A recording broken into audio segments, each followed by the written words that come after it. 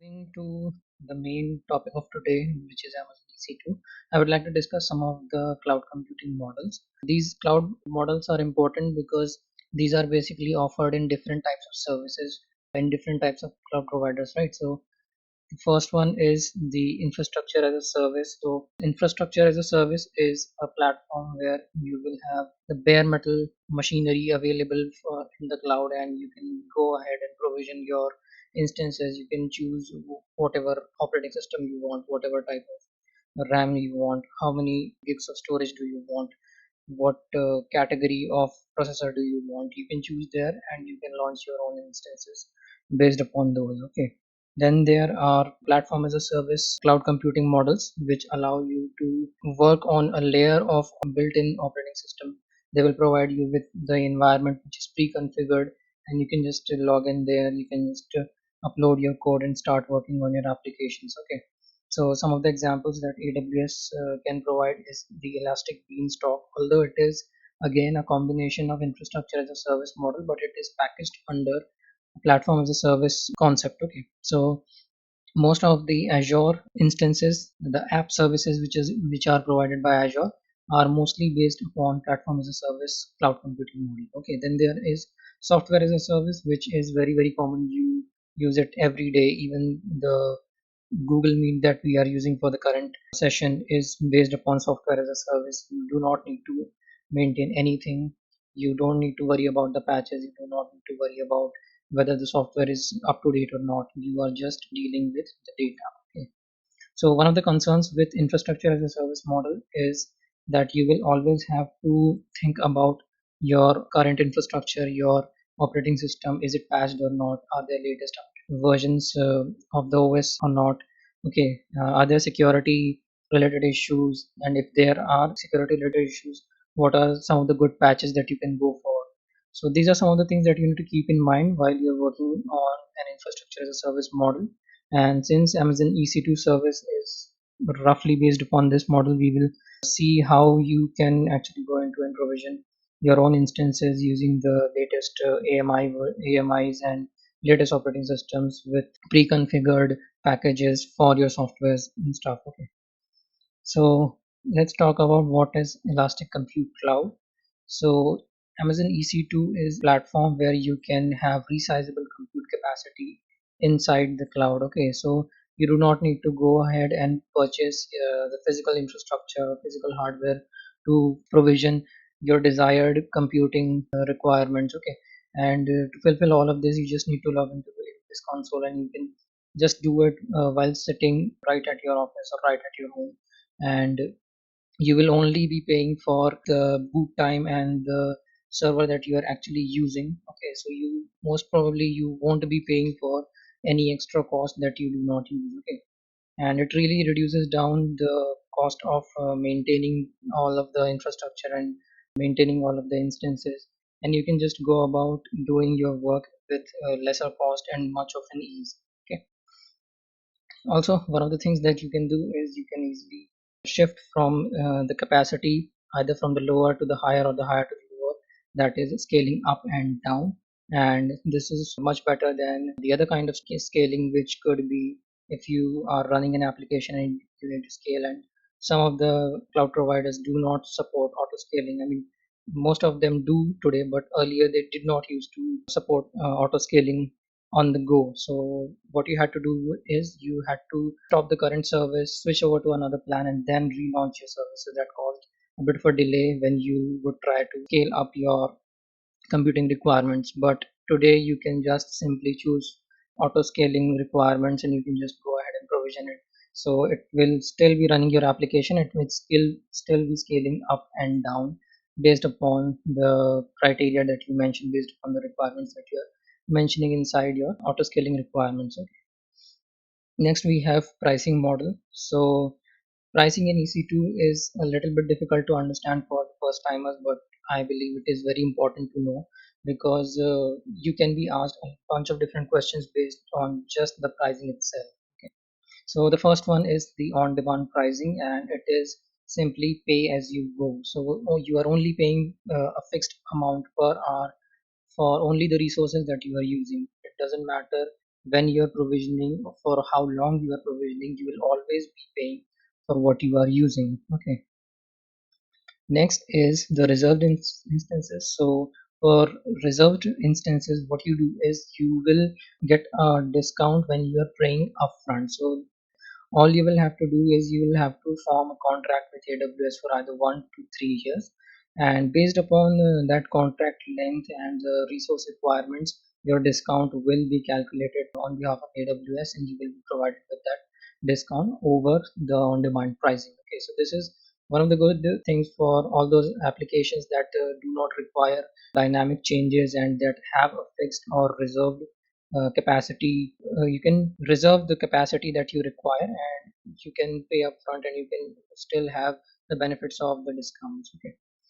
Third one is the spot pricing. So what AWS does is a lot of the computing power from AWS is still wasted. Okay, so instead of wasting that computing power that AWS has additionally, okay, so what it does is it will take that extra computing power and will put it on for bidding. So you can go over there and you can bid for certain price per hour, let's say $5 per hour or $6 per hour for a certain computing requirement for a certain instance type, and you can just go over and bid there. If your bid price is greater than the spot price, that means you have won the bid itself, and you can just go ahead and use that capacity for as long as the price is still less than your bid price. Okay, if the price increases, that capacity is gone.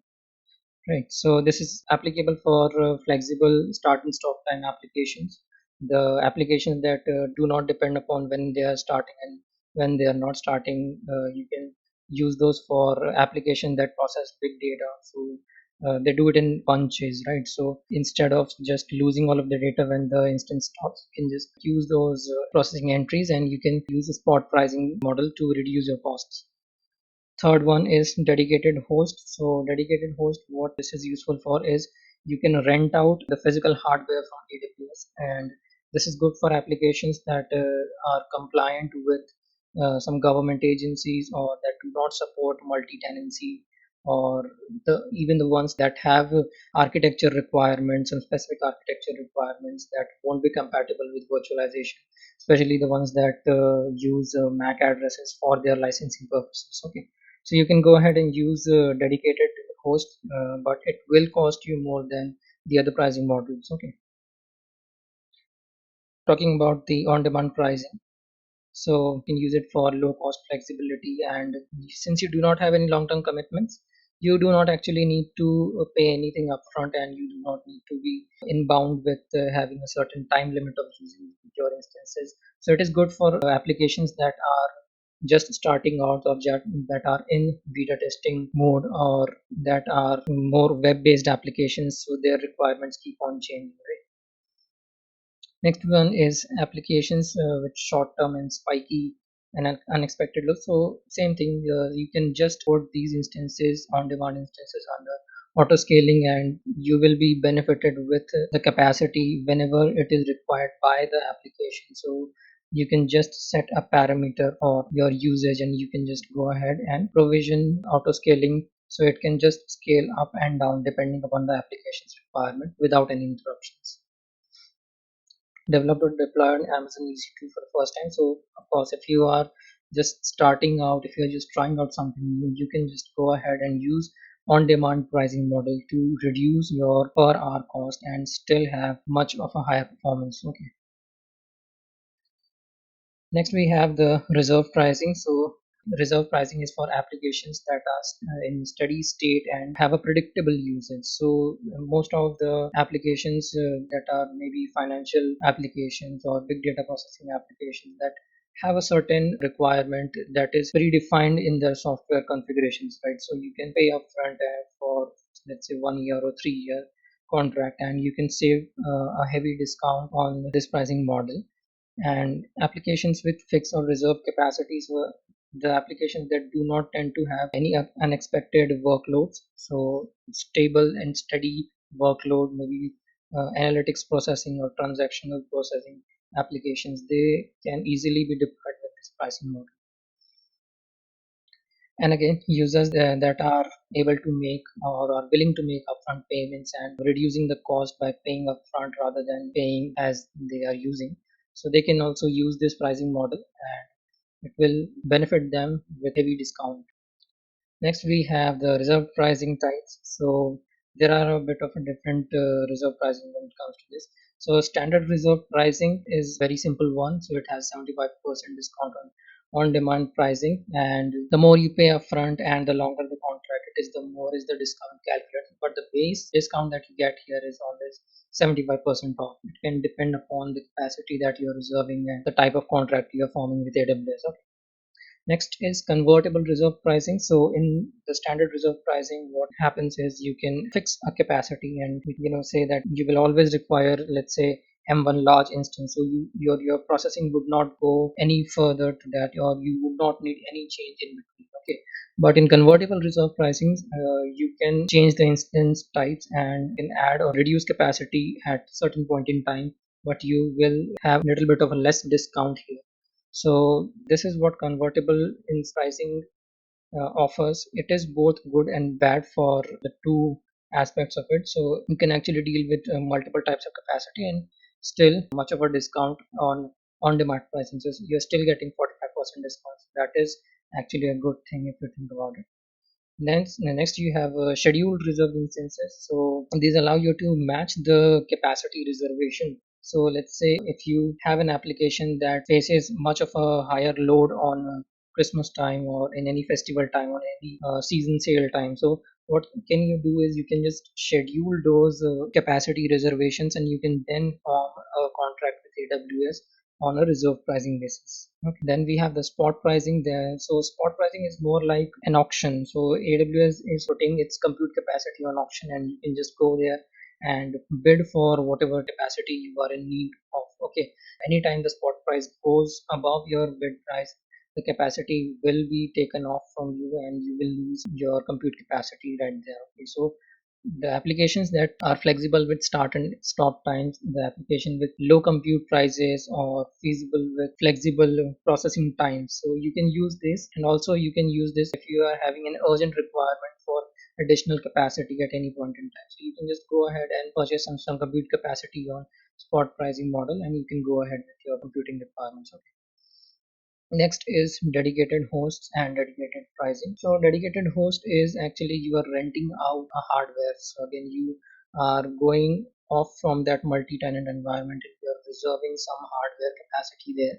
So it will cost you more because AWS by nature offers virtualization on their instances, and since you are asking for a dedicated service, then you will always have to bit of a higher amount for this. Okay. And what kind of applications could be there? The applications that require hardware based licenses. So some of the Cisco firewalls, they are based upon the MAC address. Okay. So when you're dealing in the cloud, you may want to use multiple instances rather than just one instance for better compute capacity. But such applications that are based upon the hardware licensing models, they may not support multiple or changing MAC addresses.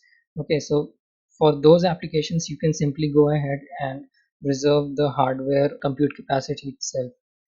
This can be purchased on demand as well, but as it is, it will cost you higher than the regular on demand pricing. And if you again go ahead and reserve this capacity, again you will have to form a contract with AWS regarding this type of pricing model as well. So it will cost you 70% off on dedicated on-demand pricing. This can be great for the applications that are steady in use and yet have to use hardware-based licensing. So you can go ahead and provision those applications there and the reserved pricing model of the dedicated hosts. Okay, here are some instance types, and actually these are more like instance family.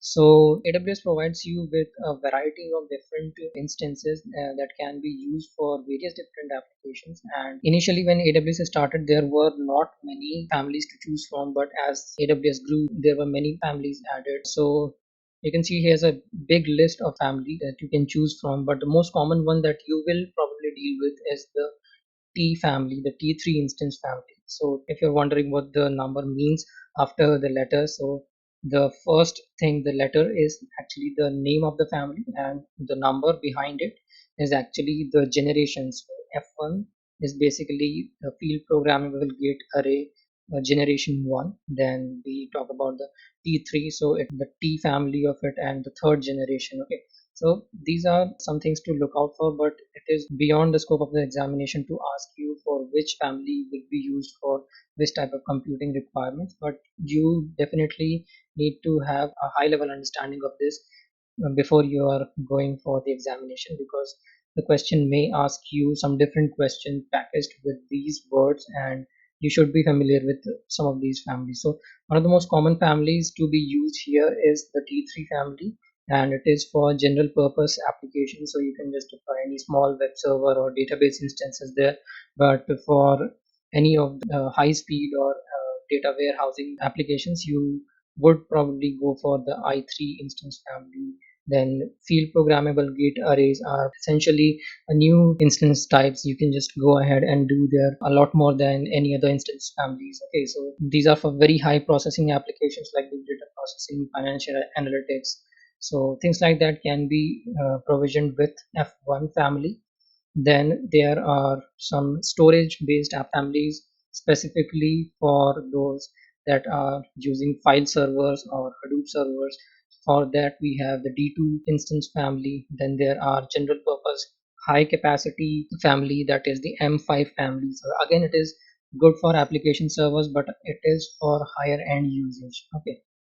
Then we have memory optimized. So memory optimized is for things like Apache, Spark, then SAP and HANA services like this. Okay, and you can use graphic intensive G3 for video editing or 3D application streaming.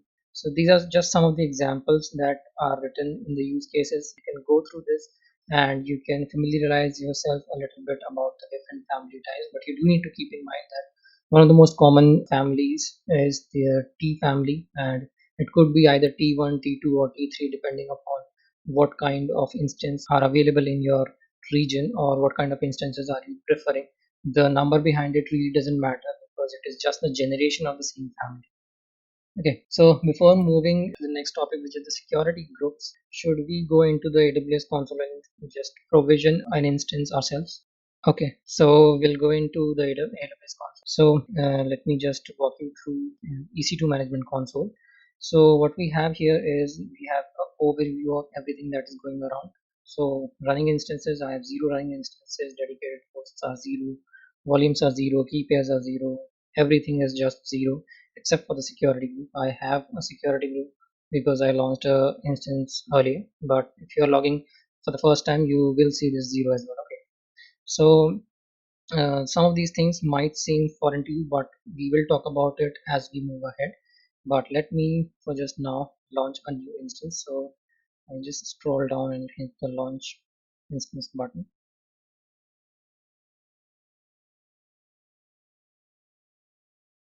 So we have certain different steps of launching an EC2 instance, and the first one is to choose an AMI. Okay, now what is an AMI? AMI is basically a machine image. It's more like an operating system software which can be installed upon your instances. Okay, so any of the instances, they are not provided to you just the bare metal. You cannot upload your custom operating system after logging into the instances, after you have launched the instances.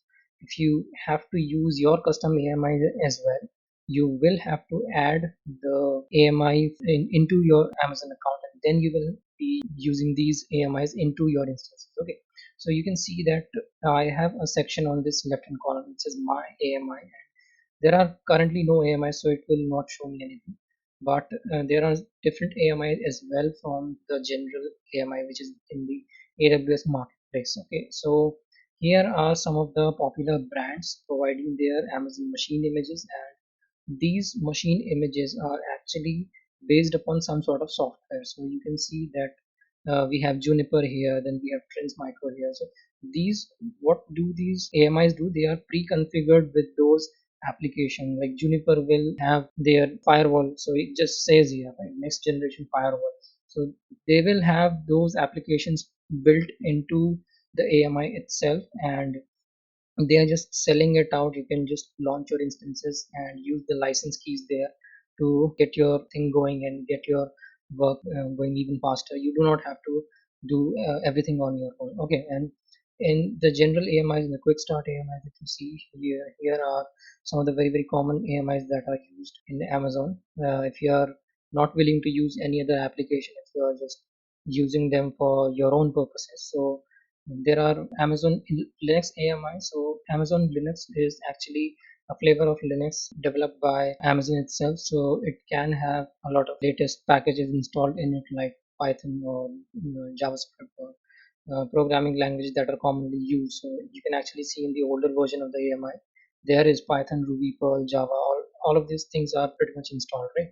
But if you do not actually want to even use these and you want to use the traditional servers, you can go ahead and provision either Red Hat, OpenSUSE, or even Ubuntu server. So I will, for this example, I will be using the Ubuntu server, and you can also select from Microsoft based AMIs as well. So you can run Microsoft server on Amazon instances. Okay, but for now we'll just select Ubuntu Linux. Okay, and you can see we are presented with a table with different instance families. It is saying that you need to choose an instance type, and if you look into here, that we still have T2 family of it, and the nano, the micro, and the small. These are basically just the sizes inside that family and that generation. Okay, so these can range from different memories. Okay, so you can actually see the different capacity here, the different memory capacity based upon the sizes. So the nano is just 0.5 gigabits of memory, and then you have T2 micro, which is 1 gigabyte memory. Okay, so there are different memory capacities based upon the sizes, and you can just choose from whatever you feel is good for your application. So for this purpose, I will just choose T2 micro since it is under free tier. Okay, and then we have the instance configuration details. So inside these, you will find a lot of different options. The first one is actually related with networking, and you can see that a VPC is selected by default. So you have this VPC, and there is this ID of it, and it is saying that it is default.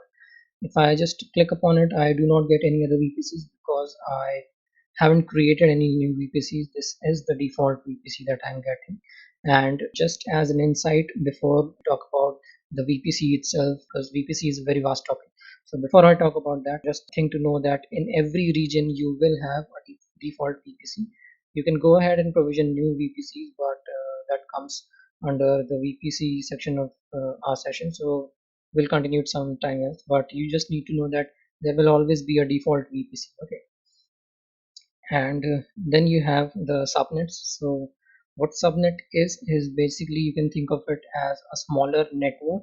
Okay, so think of VPC as your complete private network, and think of subnet as a section of that private network. Okay, so I will leave it to default. I am not choosing any preferences, but if you click upon it, you will get three different subnets. Okay, so the subnet count can change depending upon your region. For Mumbai region, it is showing us three different subnets. Okay, so subnets are based upon availability zones. You can see there AP South 1, A, B, and C. So A, B, and C are basically different availability zones, and even if you choose one, always if you are choosing A, then even then AWS will randomize it on their end to avoid having too many instances in any of one of the subnets. Okay, so you can just choose default, or you can just choose any one particular availability zone depending upon your usage. Okay, next we have auto assign public IP addresses. So remember that VPC is your private network, and if you do not have a public address for your instances, you can not access them over the internet because you do not have any point of contact to your instances from the internet. Okay, so yes, it will always have a private IP addresses generated, but you can choose to disable this as well, and that disabling can be used in several different formats. If you're trying to use your instance as a bridge or maybe a NAT instance, so in those conditions this can be useful, but since we are going to access this one, thus we are leaving it to be enabled. Then there are placement groups, and placement groups are basically for better performance. So if you want to put 3 or 4 instances into a placement group to have a better communication, much of a higher data transfer rates, you can just click upon this. But for now, I'll just leave it to default. Next, we have capacity reservation. So this is actually the pricing model that we are talking about. Okay, so you can just go ahead and choose upon filter and go ahead and do it if you are in the need for it. Okay, and you can actually go to the AWS marketplace for the capacity reservation or spot pricing if you really want to, but this will show you just a list of your having any available capacity reservation. So it will always ask you to create a new capacity reservation if you do not have it. Okay.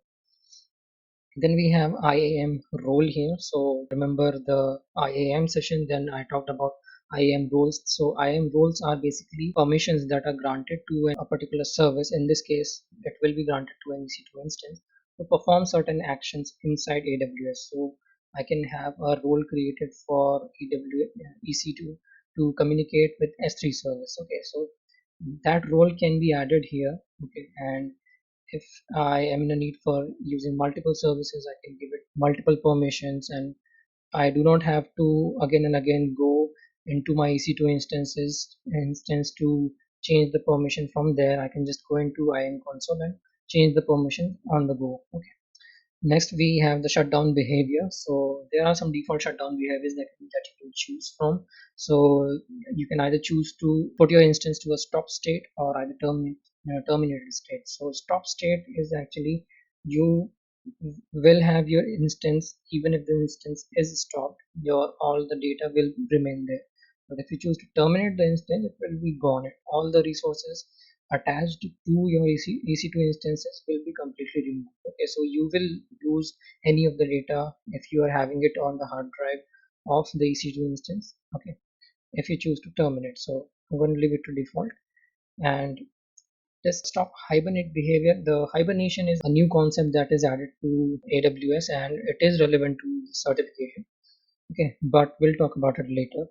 Termination protection behavior is if you do not want someone to accidentally terminate the instance and you want them to avoid termination that are accidental, you can just click upon it. So I'll just click upon it, so we'll see how does it work. Okay, and you can enable CloudVault's detailed monitoring. By default, there is some level of monitoring, but you can enable default monitoring from here as well. Okay.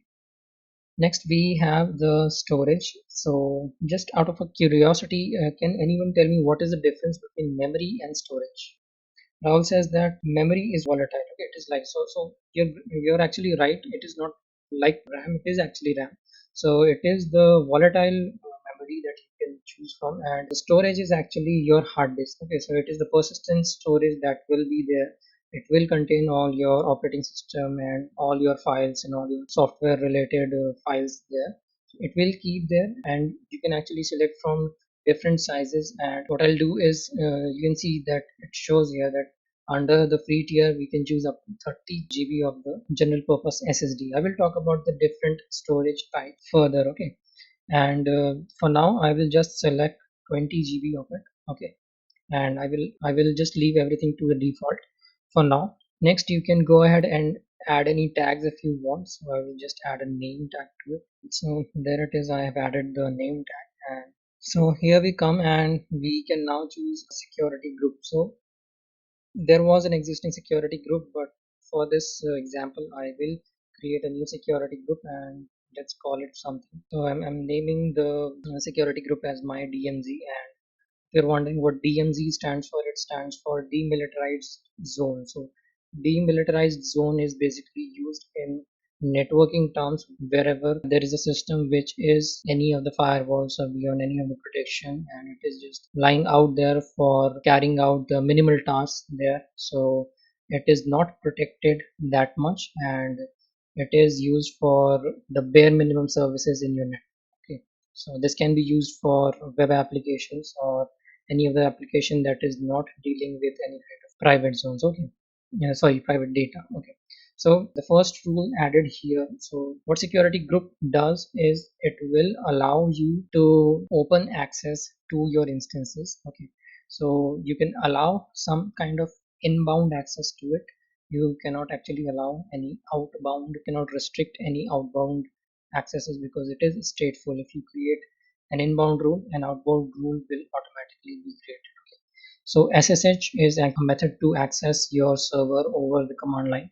So I will leave this and I will actually open one more port for testing out our web servers, and this is going to become our web server. Okay, so I have selected HTTP port 80, it has filled it for me, and this source here, the 0.0.0/0, it represents the global IP ranges. So any IP ranges or any IP address can have access to my server. Okay. For now, you can see that it is throwing me a warning down here that says the source is open to the world to be SSH'd into my instance, and that is not secure. So if you are having a static connection, corporate connection for your internet, you can just choose your static IP and you can enter your static IP range here and secure your SSH logins. Okay. But since I do not have that, I will just leave it to default. Again, it's just showing me that warning here. And here we are in the review. So we have selected the T2 Micro with 1 GB of RAM and 20 gigabytes of the storage was there. So here is everything that we have selected so far, and I will just hit on the launch button. So now it says that I need to create or choose a existing key pair. Since I do not have a key pair, I will just create a new key pair. I can as well proceed without creating a key pair, but that would create a little bit of difficulty for accessing the server. So to keep things simple, I will just select this. Okay, SSH connection is a secure connection. It just needs to be encrypted. It cannot be a plain text communication between your computer, your system, and the server itself. Okay, so what it does is it will be based upon a public and a private key encryption that is actually known as an asymmetric encryption. So for that asymmetric encryption, we do need to use the private key when we are accessing our instances via the command line or via the FTP client. Okay. So my instance is actually launching right now. So there we have it, and the instance state is showing it is running right now, and status checks are initializing. So status checks are for two things. First, it is for, let's just see. Okay, so you can see that there are system status check and there is instant status check. Okay, system status check is for AWS hypervisors and instance status is for whatever is going around inside your instance. Okay, these are just the basic status checks, and here is, if you go to monitoring, you will see some basic monitoring going around right now, and it will take a little bit of a time to show some graph here because the instance has just started and is in the initialization process right now. So once instance going into some sort of usage, it will show you these parameters, these graphs will be filled. Okay, then we have the description tab right here, and this is perhaps the most important tab that you will come across. You can see all sort of different details right here, that you have the instance ID, you have the instance state, then you have the instance type, and all sort of details are there. Things to concentrate upon is the private DNS and private IP address. Then you have the public IP address and the public DNS. Okay, so private IP address, if you think if you look at it, it is under the private IP addressing ranges. So it is in the 172.31 network, and the 172.31 network that it is currently using is actually the network of this VPC, the current VPC that we are dealing with. Okay, the default VPC that we saw while we were provisioning, and here is that VPC ID that I talked about. And you can see that there is a subnet ID, there is a network interface. Network interface is just, it's basically a network adapter, a network card into your instance to allow internet connections to your instances. Okay, so since we have to access this instance over the internet, so I will just use the public IP address. I will just copy this and let's try to SSH into it. What I am currently going to do is I'm going to use a Linux subsystem into my built into my Windows, and this will simulate how you can actually access it from Linux systems. and I'm just using this to keep things simple. And if we wanted to access from Windows, we would have to use a software called as putty and change the key file from .pem to .ppk. So it's a bit of a long process. I'm just cutting this process down. Okay. Does anyone has any doubt? Okay, so Rahul has a question that what happens if we just terminate the instance and not the storage? So it's practically a good question. Okay, so what happens when you have an instance terminated and you still keep the storage? So you do need to keep in mind that AWS will charge you of anything, any kind of resources that you're using into it. Okay, so EBS volumes, that the volumes that we are using for storage will eventually cost you some money if you still do not have, if you still do decide to keep them even after the instance is terminated. You will have to pay some amount of the base cost that is there for keeping the EBS volumes. Since it is not returned, the capacity is still in your AWS account. It is not returned to the AWS environment itself. Okay. So you will incur some kind of cost and you will have to pay a minimum price depending upon the capacity that you are holding. Okay, so it can range from different from low to higher costs. Okay, and if you actually remember, when we were just launching the instance, it said that up to 30 GB was eligible for free tier. If I had to use more than 30 GB, I had to pay something for it. Okay, so this is what happens when we choose to keep the EBS volume or keep the storage even after we have deleted our instance. Okay. Okay, Saloni has a question. What are system status checks and instance checks? Okay, I'll come back to it. Let me just once show you how to connect to the instances. Okay, so I am inside my D drive and I have copied my private key from my downloads to the D drive. Okay, and if I just use the SSH command, it will ask you for confirmation. There we are inside our instance, and if you actually look at the name of the instance that is showing here, it is showing IP 17231 and so on. So this is actually the same thing that we have in the private IP address. Okay, so this is actually just the private IP address. It is using it as a name for the instance. Okay. So this is how you can connect to your instances using the SSH connection. And if I just change the security group at this point to do not allow the SSH connection from the internet, let's just check what happens if I just choose to do that. So we are back in our EC2 management console. Okay, and what we can do is we can just scroll down here, and to networking and security we can see the security groups. Okay, you can also find the security group in the details here. And the new tag that you're seeing right here is actually not the new service or new feature, but it is actually just the newer console. Okay, so it is the new tag for that. So there it is, my one of my older security groups that was the default one, and my new security group that I created while we were launching the instance. And I will just select this one, and if I just open up the details, these are the details, and it is in the same VPC again. So I will go to the inbound rules, and you have different rules here, and let's just disable SSH. And I have removed the SSH from here.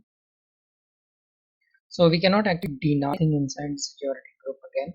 We can just allow some kind of a connection, and if you are not allowing any kind of connection, it is implicitly denied. Okay.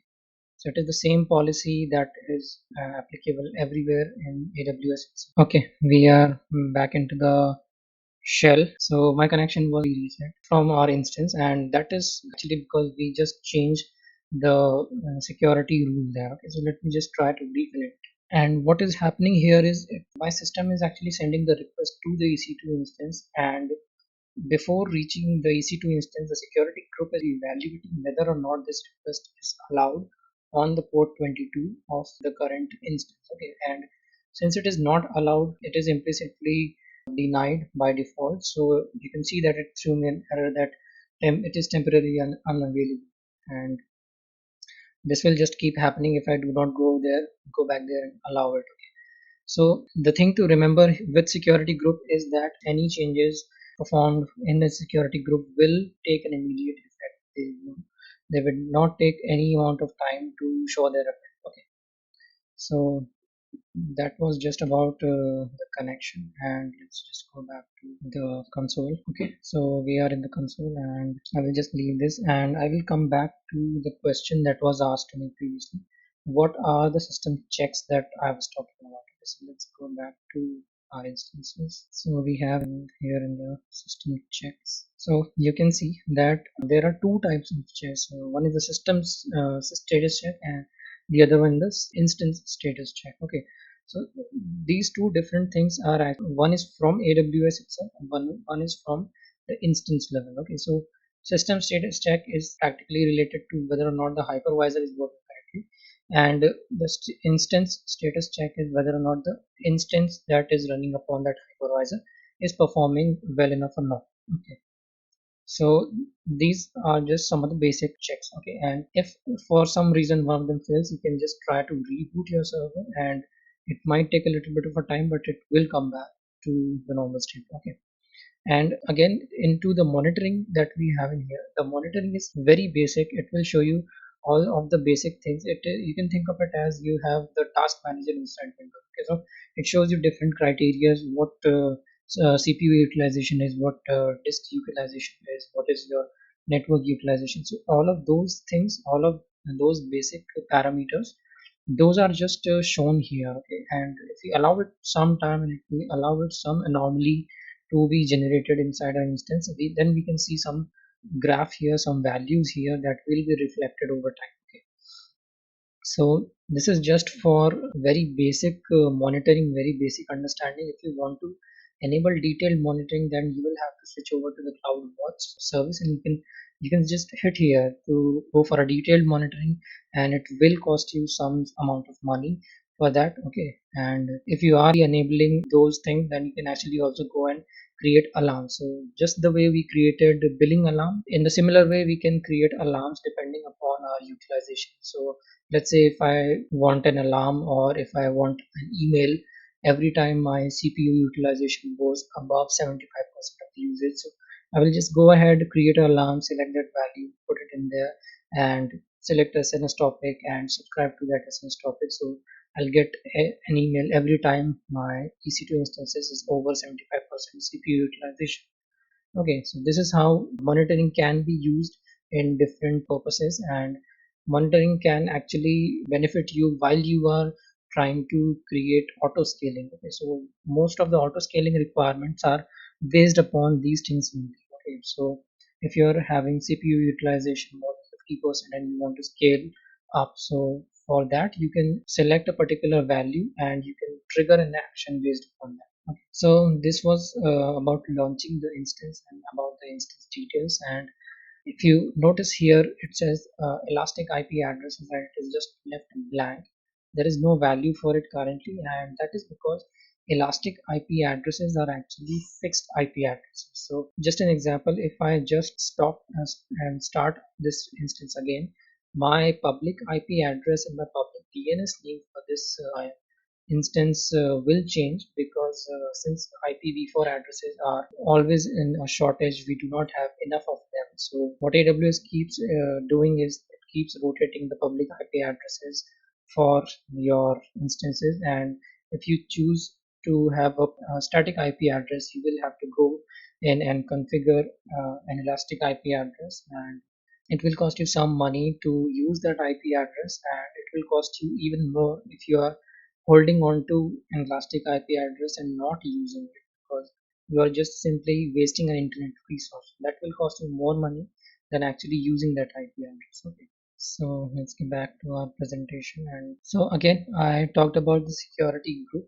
I talked very basically about the security group. Let's see what security group actually has. Okay, so it is completely based upon the inbound traffic, and inbound traffic is all that traffic that is coming into your private network. Okay? All the traffic that is coming inside your EC2 instances is the inbound traffic. Alright, so all of the outbound traffic is also allowed. So what happens is, again, this security group that I talked about is stateful. You can think of it as a stateful firewall. So it will always try to maintain a state of connection. Every connection that is coming in will also be allowed its way out.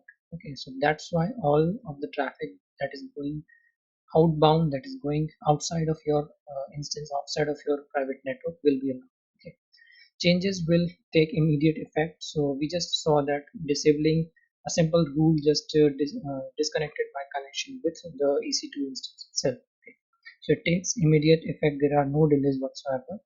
And if you have a number of EC2 instances, you can just put them inside one security group, or you can actually have multiple security groups attached to one EC2 instance.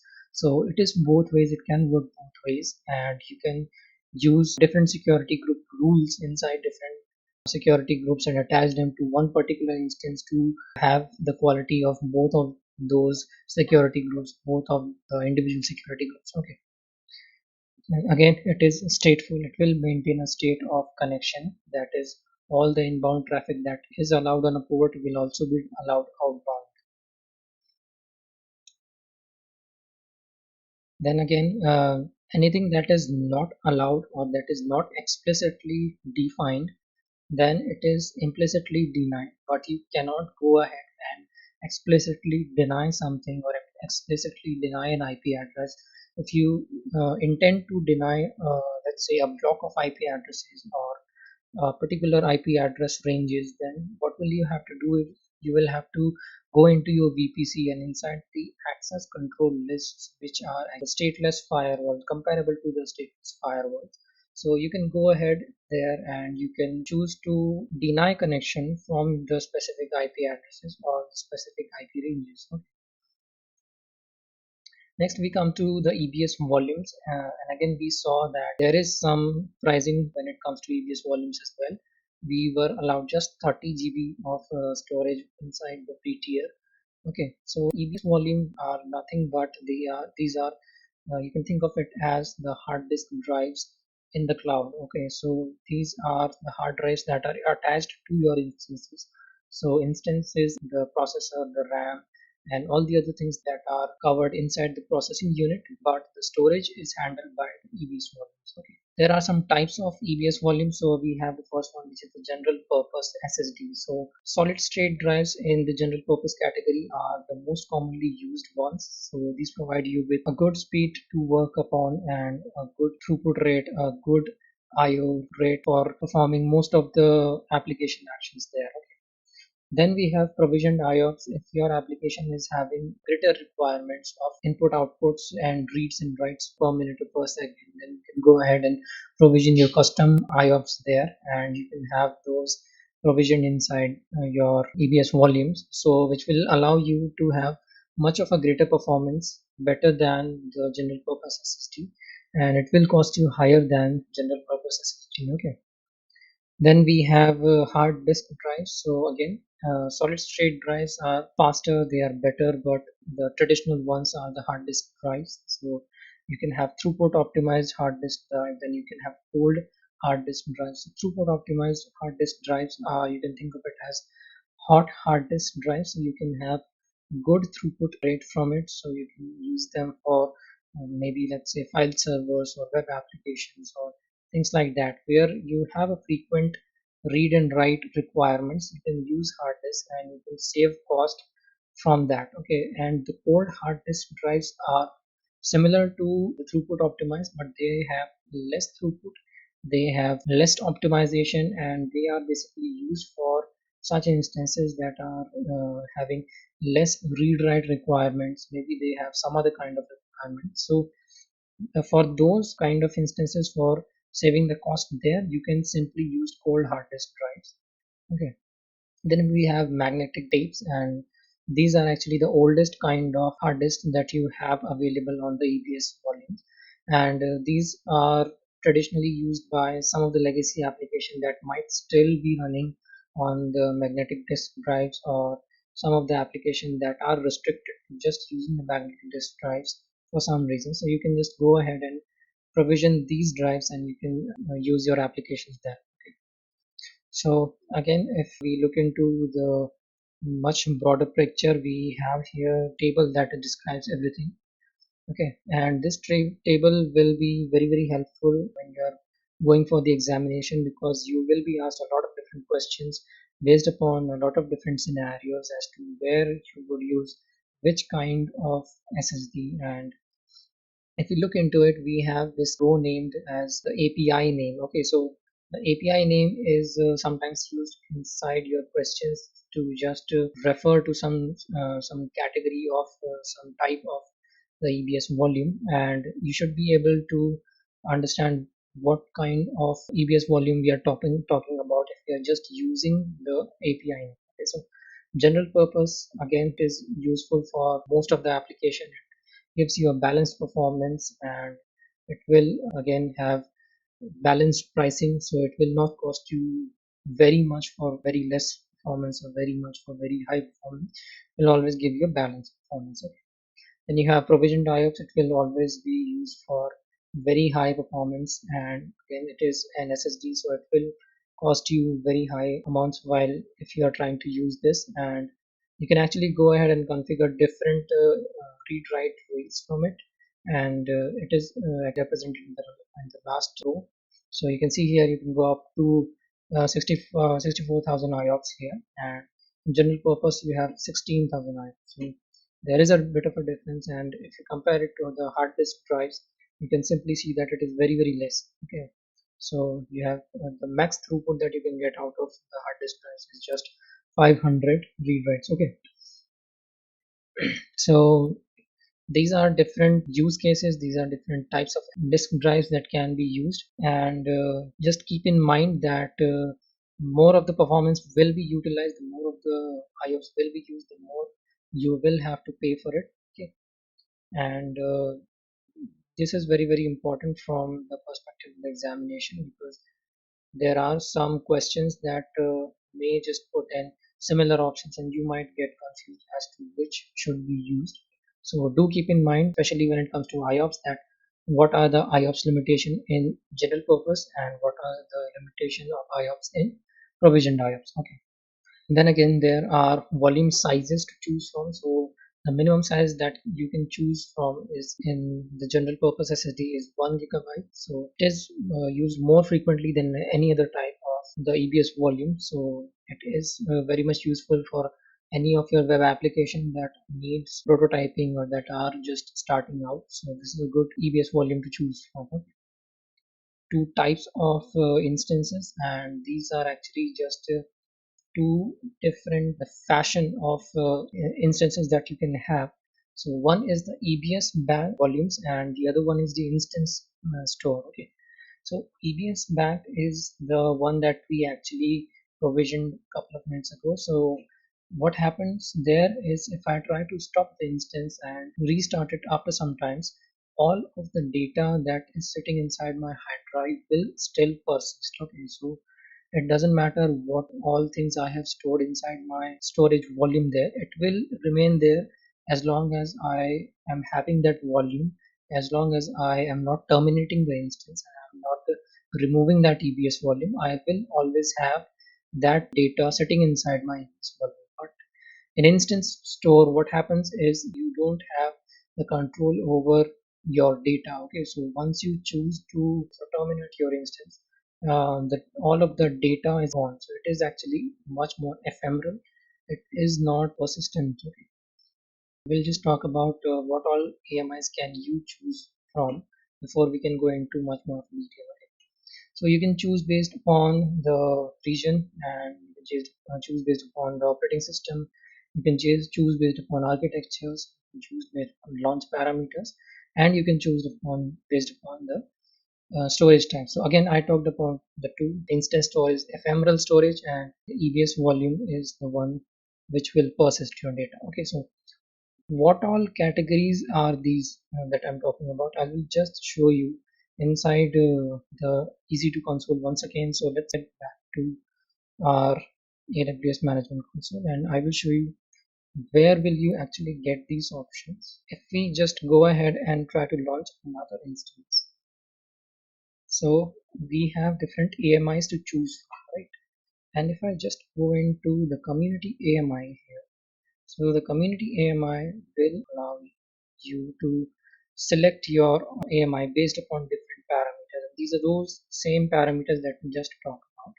So the filters for operating systems, we have the filters for architecture. It can be 32-bit, 64-bit, and it can both be ARM and Intel based.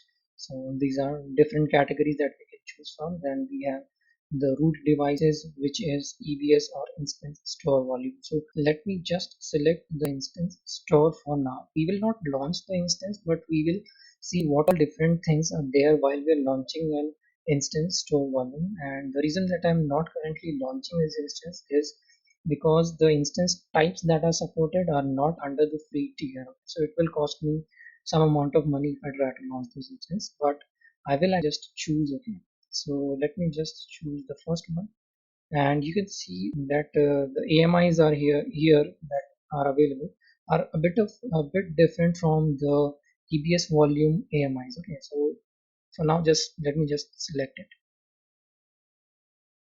and you can see that most of them are disabled in here. This does not allow all of the instance type, only some are allowed. So let's see which one is allowed. So you can see there is a really short range of instances that are allowed. So I will just select the B2 large, and let's go to next step. Now in here you have again those similar options. You can just select all the parameters that you can think about in the EBS based instance itself. Change your VPC, you can change your subnet, you can auto assign, choose to enable or disable auto assign IP. Okay, you can choose to put them in the placement groups, and you can choose some other options as well. But what happens is the difference comes here when we add storage, and you don't have a lot of things to choose from. Okay, so these are the default volumes that you get in here, and you can see that there is messages right here that you may not be able to use some of the storage types in here because of the nature of the instance stores. Okay, so but let's just keep these things to default for now. And so okay, we are here in the review, right? If you look at the volume types, so these are all ephemeral volumes. These are simply written ephemeral 0, 1, 2, and 3, and the reason that they are ephemeral is because they have to maintain the nature of not holding on to the data while your instance is in a stop state or while your instance is in a terminated state. And what happens actually is that you can never have an instance store type of volume or instance store type of instance in a stop state. You can simply either choose to reboot it or you can choose to terminate it. Okay, so for now I'm just going to cancel this. I just wanted you to drive you through this to show you that what all instance families are allowed inside it and what all type of storage that we get inside it. So I will just cancel it, and let's go back to our presentation. Okay, so we just saw that under the community AMI section you can just have all of these filters. You can choose from these filters and you can get your best AMI that you want to use inside your instance. Okay, so again these instances are categorized into two different categories: EBS packed and instance store volumes. For EBS volume, the root device will actually be using the Amazon EBS snapshots. We'll see what the difference is between these when we go into the EBS management console for a while. But for now, you need to understand that both of the instances that are launched from an AMI are different. Okay, so again, AMI for instance store volume is created from a template that is stored in S3. Okay, so you cannot use the EBS snapshot for launching an instance store volume. You will always need to create a template for it first. Then, based upon that template, you launch an instance store volume. Okay, so instance store volumes are something called as ephemeral storage. We just saw that ephemeral storage is something that will not persist your data once it is out of processing. Okay. Instance store volumes cannot be stopped. You will lose all your data if you just try to stop it, or simple terminologies, if we try to say that you just choose to terminate it. Okay. EBS backed instances can easily be stopped and you won't lose any of your data inside those EBS volume. It will be there until and unless you choose to delete that EBS particular EBS volume. Okay. then you can reboot both and you won't lose your data. Okay, so there is an option to reboot your instance store volumes, and if you are rebooting your instance store volume, the data will persist. Okay, the data will be there, but choose the second option available, which will be simply to terminate the instance, then you will lose all your data. Okay, by default both root volumes will be deleted on termination. So you can choose, while you are configuring your instances, you can choose whether or not to delete the instances when we are terminating, delete the PBS volumes when we are terminating our instances. Okay, then on to some of the new topics, but before moving to these new topics, I would like to know from you guys that if you have any questions until here. So there are some new concepts added into the solutions architecture associate examination, and these are more relevant with the networking part of the course. So we need to actually cover this inside EC2 section because it is relevant just to the EC2 part of it. Okay. So as we saw inside our EC2 instance that there was Elastic Network Interface by IDQ. So what the Elastic Network Interface was is actually a network card for your instance. It allows for networking capabilities to your instances. Okay. So ENI is essentially a virtual network card inside your cloud infrastructure. Then you have enhanced networking. If you are wondering what ENA is, and I have written EN just here. So the ENA will come later in the slides. It's actually type of an adapter that we'll talk about. But for now, we can just talk about the enhanced networking. And what enhanced networking does is uses something known as single root IO virtualization. So on a high level understanding, it will just allow you to have much of a better performance between different types of instances, different instances. So you can just use it for better networking capabilities if you are wanting much more than just the regular ENI. You can use enhanced networking. Okay. And then we have elastic fabric adapter. So the elastic fabric adapter, what it does is will improve your networking capabilities. Okay, sorry, I didn't just read the chat. Please go ahead, Rahul, and so let me ask you questions. Yes, the instance store will persist on reboot. Okay. See, you do need to understand that if you choose to stop the instance store instances for a while, you cannot do that. Okay, you just simply choose to reboot it. And if you think about reboot, it is still running the server. It is just rebooting the OS. So that is what is happening there. Yes, that's correct. In stateful, whatever the inbound traffic is allowed, the relevant outbound traffic will be allowed automatically. No, see, it is not contradicting itself. What it does is actually, if you think about a security group that has no rules whatsoever, okay, there is no rule inside a security group. So, if that security group has an instance, what access does in that instance, and it will have no one can access that instance either from the private network or from the public network. Okay, but if you are using the security group rules, you are actually allowing some kind of traffic inside it. Okay. When we are having a connection between two different devices, so let's say my computer is sending a request of SSH connection at port 22 of my Amazon EC2 instance. Okay, so my request is going on port number 22. That is from the perspective of the EC2 instance, that will be the inbound port, and the response that needed to be sent will be sent back on some other port. Okay, some port that is not currently used by the EC2 instance. Okay, because if it will send the traffic back on the port 22, what will happen is the port will get busy and the connection will be dropped. So to avoid these things in networking, always the response to any request is sent on a different port. Okay, so if I'm maintaining a state, what I'm actually doing is I'm allowing the inbound traffic, and the relevant outbound traffic needs to go out as well. Okay, so if the relevant outward traffic is not going out, then the state is not fulfilling itself. Okay. If you think about firewalls, a lot of firewalls, stateful firewalls, they maintain a state table. Okay, so any request that is going out of your instance and coming back to the instance, so both of these requests will be matched to the previous state whether or not the coming request was actually sent to the server. Okay, so this is how the stateful firewall works, and this is simply the principle of stateful firewall, how they work. Simply that thing is implemented into your security. Right, the frame collision occurs that I was talking about there. So that's why it needs to keep it in a stateful manner.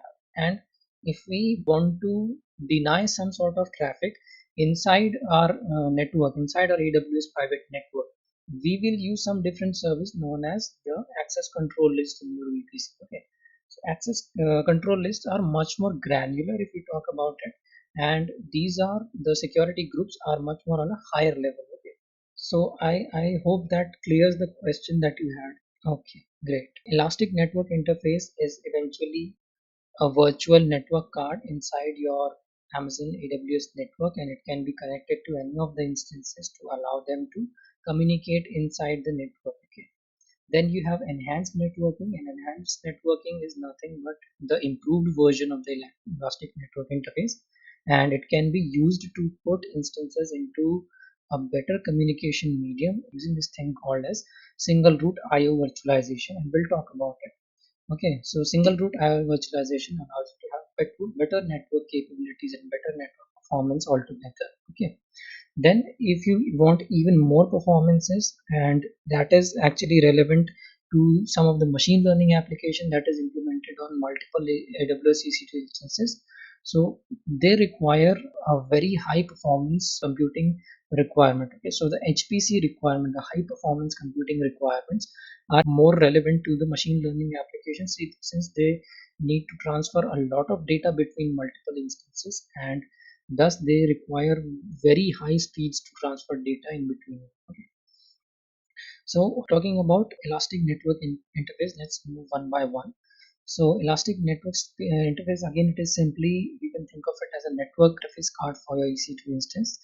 And there are some properties of it, that what all things does it provide. So it will provide you with primarily with one IPv4 address from your IPv4 ranges inside your VPC. Okay, so the 172.31 IP address that was the private IP address of our instance that we saw earlier was actually provided to the EC2 instance using this Elastic Network Interface.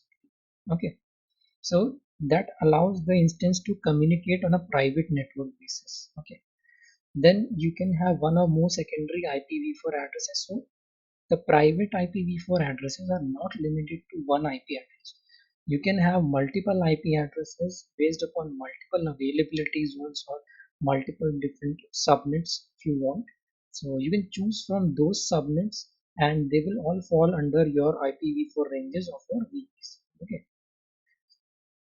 Next, we can have one elastic IPv4 address. So again, we saw that elastic IPv4 address, a static IP address for your internet connection. Okay, and all that assigning to the IPv4 address to your instance is dealt with the elastic network interface. Okay, then it will provide you with one public IPv4 address that we use to connect through the SSH to our instance. Okay, that IP address was public IP address, and it was again provided with the Elastic Network Interface. Next, we can have one or more IPv6 addresses, and IPv6 addresses not much used in networking terms. So IPv6 addresses are sometimes added or sometimes not added in your public IP ranges. Okay, so it can either be there or it cannot. One or more security groups, again, we are attaching security groups on a networking basis. Okay, so you can have one or more security groups on having multiple EC2 instances connected to them. So all that is dealt with through the Elastic Network Interface. And then it will provide you with one MAC addresses for so every machine has a certain MAC address. So in virtualization world, what this will do is Elastic Network Interface will play the role of providing you with the MAC addresses, and so a source and destination check flag will be there. And what source and destination check flag does is it will check for connections. So if there are any connections from your EC2 instances, or if you're connecting your EC2 instances to some other client or to some other server, so that is where the source and destination checks come into play. Then we have a description. So there will always be a description attached to the ENI. So that will be about your EC2 instance, about what all IP address ranges are connected to it, what all public IP address are, what are private IP addresses, what security group. All of that description will also be there. Next, we have the enhanced networking. So again, advanced networking uses single root IO virtualization, provides high performance networking capability to you, and it is supported in some of the instance type. It is not supported in all of the instance types. All you need to understand is it will actually just provide you with a section of the network that will allow you to have much higher IO performances at a lower CPU utilization. Okay, so this is just a technique used, so you will get a higher bandwidth, higher packets per second, and lower inter instance latency. So the inter instance latency, what it means, if you are having two different instances and there is an enhanced networking connection, so the latency between the packet transfer between those two instances will be reduced. Okay, so that's why it is called inter instance latency. Okay, and there is no additional charge for using enhanced networking, but again, these are not, the enhanced networking is not applicable to all of the instances. You will have to choose from the ones that are available to be used with enhanced networking. Okay, now enhanced networking, again, it is enabled depending upon your instance types. Elastic network adapter, so the ENA that was mentioned on the starting slide, so the ENA is actually the network adapter for enhanced networking, and it can provide you with a speed up to 100 Gbps. And you can see the difference there, that the normal one cannot be used in enhanced networking since it need to support higher speed ranges. Okay, and there is another version of it which is from Intel, which is the virtual function interface, and it can provide you speeds up to 10 Gbps. And for most of the scenario based questions, or for most of the scenarios, you will probably end up using the elastic network adapter over the Intel virtual function interface. Okay, so do keep in mind that these speed ranges are different for both of these variants of the elastic network adapter, and these probably might be asked you in the examination depending upon the given scenario. Then we have the elastic fabric adapter. So what it does is it is used for high performance computing requirements, and primarily it is used for machine learning applications at the time. And EFA provides you with lower or more consistency at a higher throughput. So again, there is low latency, high performance ratio which is being established using the fabric adapter. And as the name suggests, it will be using the fiber optic connections to connect the two instances, and fiber optic is one of the fastest ways to transfer data between two data points. So that's why it provides you with the highest possible network performance. Okay, and one of the functionality that it offers as well is it can have an OS bypass. So OS bypass, what it does is, if you are running some sort of machine learning application, so machine learning applications just can simply bypass the kernel level privileges and can just directly talk to the EFN device to transfer and to collect the data from the EFN device itself. And this is important for high performing applications because most of the times the OS is not as fast as you expect it to be, and sometimes the application requires much more data, even more than the OS can handle at an instance of a time. So that's why OS bypass is one of the most important features that is used by the machine learning application, and it can easily be done using the fabric adapter. Okay, so that's all I have for you today. I guess it got pretty fast at the end, but I will ask if you have any questions. I may have missed some of the topics today, but we will try to cover them in some other session with some other services because they are more relevant to other services like RDS or Lambda function. So we will try to cover those with some practical examples, okay? Because I don't want to make this all theoretical and put a bunch of slides in front of you to study along. Okay, so OS bypass is actually, see how the application runs inside an environment. You need to understand that first before understanding the OS bypass. Okay, so okay, let me just pull up something to assist this better. So here in the image on the right hand side, if you look at it, this is a ring architecture. Okay, And this ring architecture is actually used in your operating systems. The way the operating system built are using this ideology, this template of privileges. Okay, so inside, if you look at this, on the center one you have the kernel, which is marked with the red one, and if you look at the values that are shown on the right side, it says it has the most privilege, and the outermost ring, which is the third ring, it has the least amount of privileges. Okay, and if we move from center to the last ring, we can see that we have the kernel, then we have the device drivers, and again on the second layer we again have some sort of device drivers, then we have the applications. Okay, so this is how the OS architecture is. The kernel is actually something which deals with the hardware of your instance, okay, hardware of your machine, and it does all the dealing on a very high privileged mode. Okay, so sometimes when you install some application and it asks for administrative privileges, so why does it ask for those privileges? Because it has to do something with the hardware, it has to store something in some important section of your hard drive. Okay, that's why it is asking for a kernel privilege, or so to say an administrative privilege. Okay, and most of the applications that run are running on the outer ring itself, the green ring you see. So most of the applications run on the outer ring, and they have lesser privileges, and they cannot access the hardware or hardware related any of the devices that are attached to your system. They cannot access them directly, they will have to access them via the kernel. So kernel mostly acts like an API call.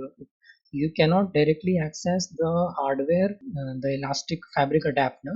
You will have to use kernel for most applications, but in AWS, elastic fabric adapter allows you to bypass this using the OS bypass functionality. Okay, exactly. OS bypass is simply to lessen the time. Okay, because all this process of asking the kernel and then kernel providing you the privilege to deal with the hardware directly, it will take a little bit of a time. Okay, and it may not be able to handle large amount of data if it is coming in big streams. Okay, so to use that big streams right away, OS bypass simply allows you to bypass everything and just get the data.